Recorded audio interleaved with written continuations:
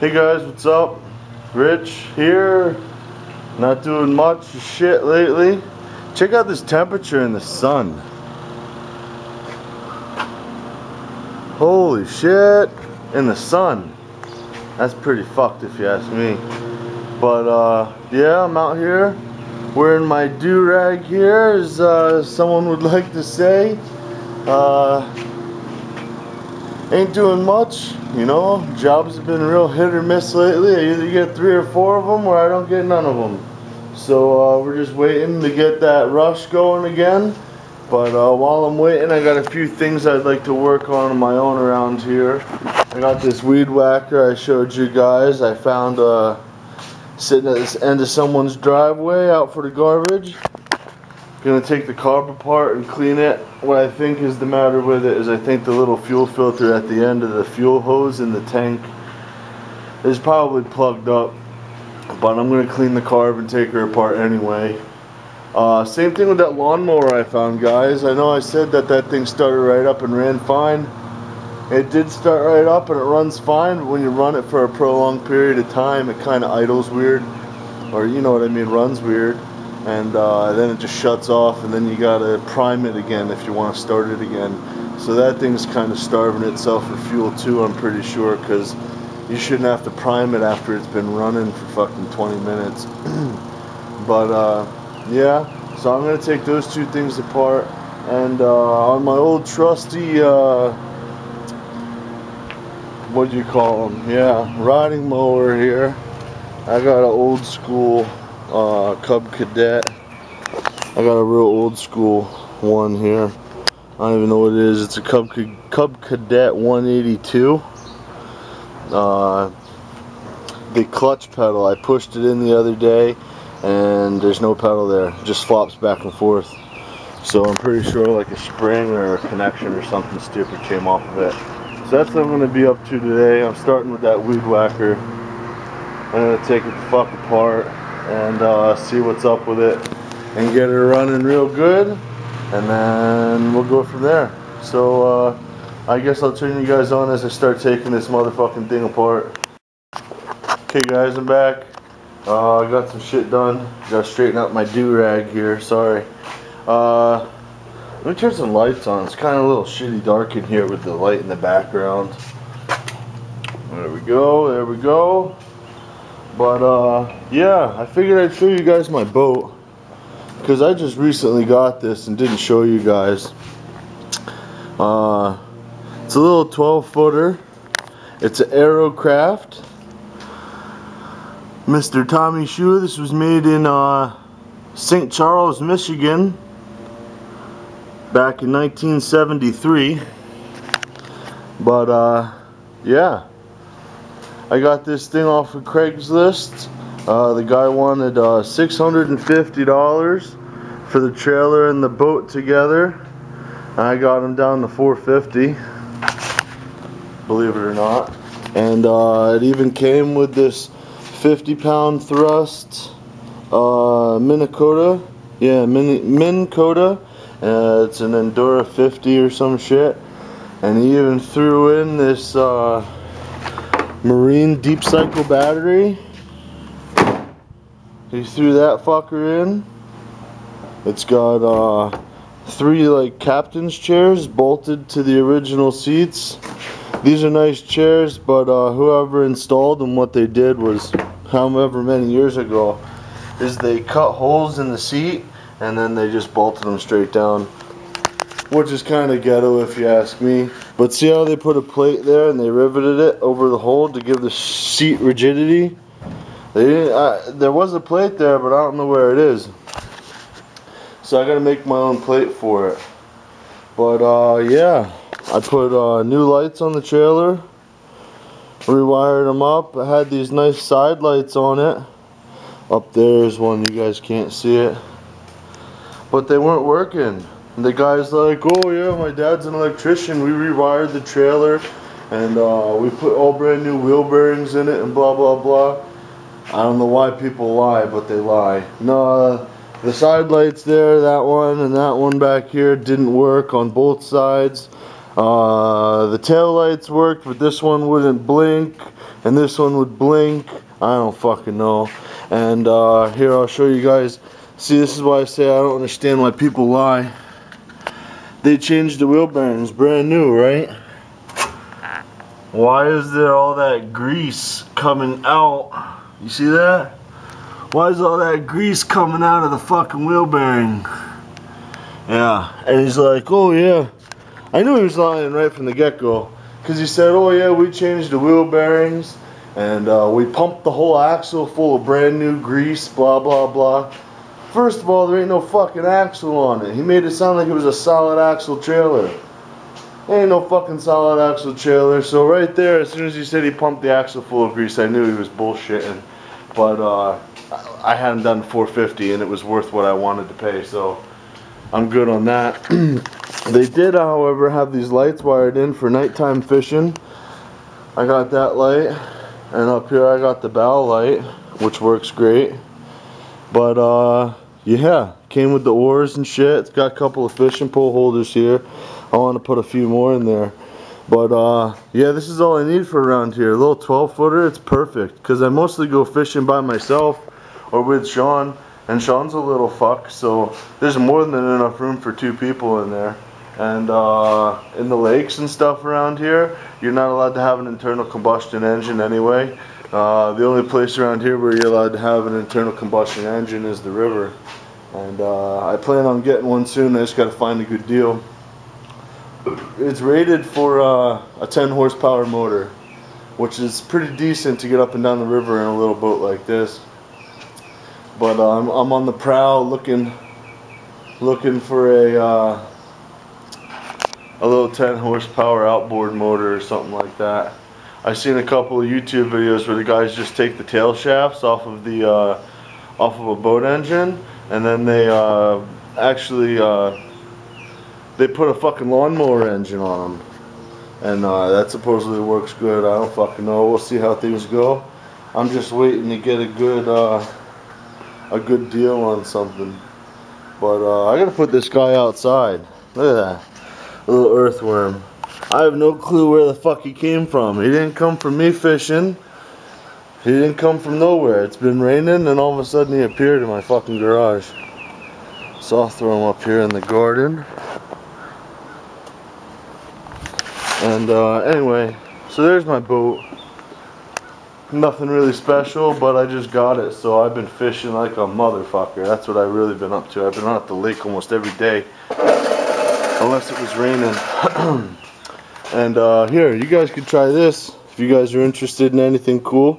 Marley's Mellow Mood Tea. Yeah, the shit's good, man. It's in the organic aisle at most stores. It's all natural. It's got I don't know, you read the ingredients and stuff, it got a lot of good shit in it. But it really mellows you out, guys. It does. I don't know what's in it, but when you drink it, you just, if you're in a pissed off, shitty mood, you drink that, you feel fucking good and you're happy again. I don't know, or if your brain's racing all over the fucking place, you need to just slow down and think about what the fuck you're doing. That tea's pretty fucking good. But yeah, I don't know, you guys could try her out. Marley's Mellow Mood. This one is black tea with peach, raspberry, passion fruit. They got I don't even know, they got black tea, they got green tea, they got a whole bunch of different shit. But they're all pretty good. But here we go on this weed whacker. I gotta take out, turn on some light here. There's a Phillips head there and there. I gotta take them out. That's covering up the carburetor. But I think what the first thing I should do is probably empty out this gas tank. There isn't very much in there. It might be a couple of gulps. But I'm going to empty that out and take out those 2 Phillips, and then I'll chain you guys back on when I get those couple of screws out. Okay guys, I got those 2 screws out. Cover came right off. And then underneath the cover, what you got here is you got your air filter. Pull it out, inspect it, see how dirty it is. It's really not that bad. And then below it, I got 2 Allen heads. Zip them fuckers out. Got my snap-on cordless screwdriver here. Love this thing. It holds a charge for quite a while, and it's pretty powerful. I've drove 2-inch drywall screws into a 2x6, like screwing a deck board on my deck, and she works pretty good for being a tiny little thing. Awesome for automotive use. You can put a short bit in there, you can put a magnetic bit like that in there, or you can even go and get a real long one. You could put a real long bit in there like that. Just makes things go a lot faster when you're getting paid flat rate on a job. You're not sitting there, you know. When you're getting paid flat rate, power tools are your best friend. But okay, I got that off. Those two Allen heads actually held in the carburetor and everything. You guys can see that. But I gotta disconnect that linkage there, right here, and I gotta disconnect these hoses from the bottom of this carb, and this carb's out. And then I'll pull this line up out of the fuel tank, and I'll show you guys when I get that far. I can't do it one-handed. Okay guys, I found the problem with it already. Real easy fix, man. I was trying to take these hoses off. Look at this hose right here. You guys see this? I'll just yank it off that end.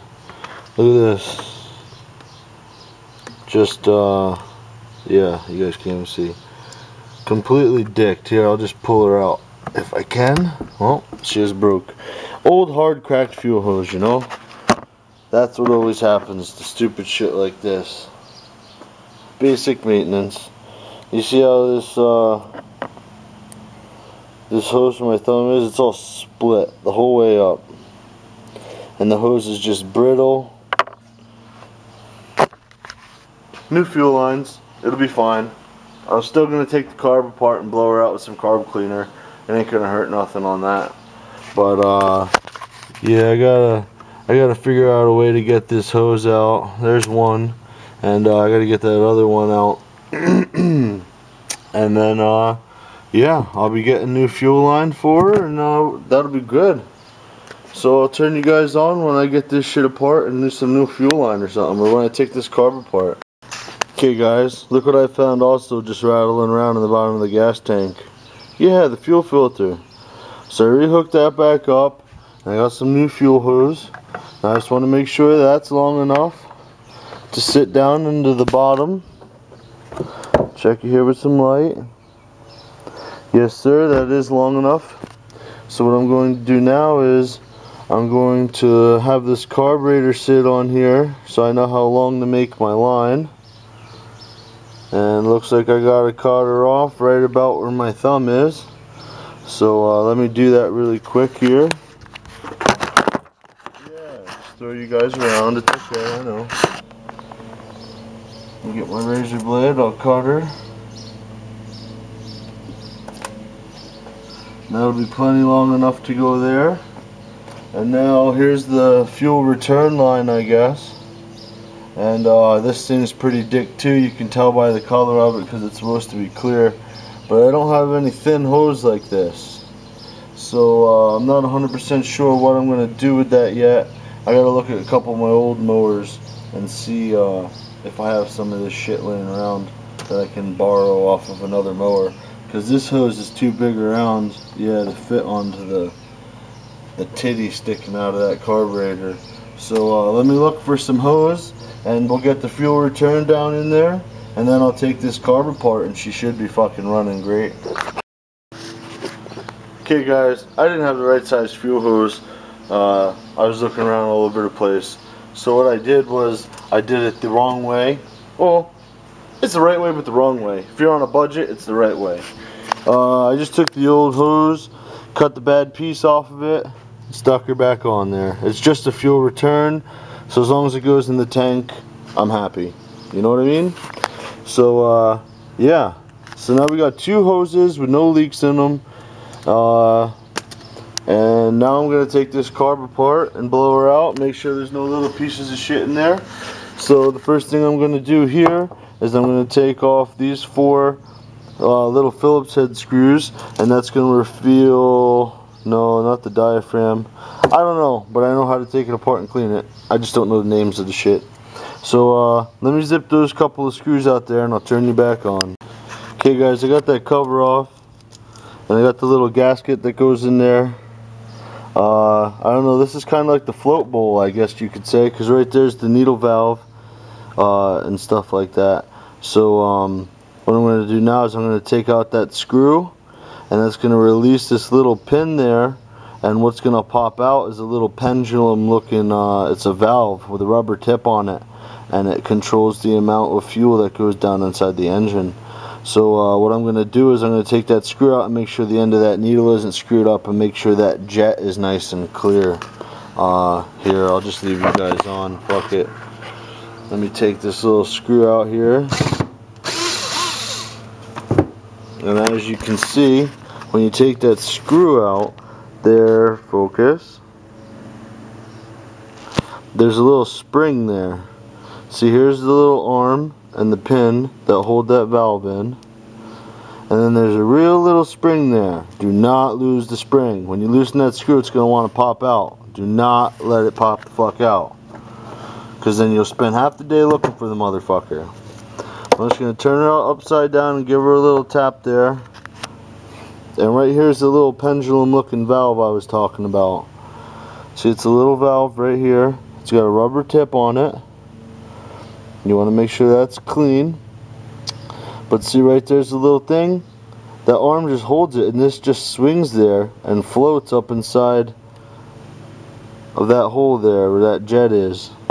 So I'm going to take some carb cleaner and sprayer down in there, and then I'm going to blow some compressed air down in there, and I'm going to put this side back together.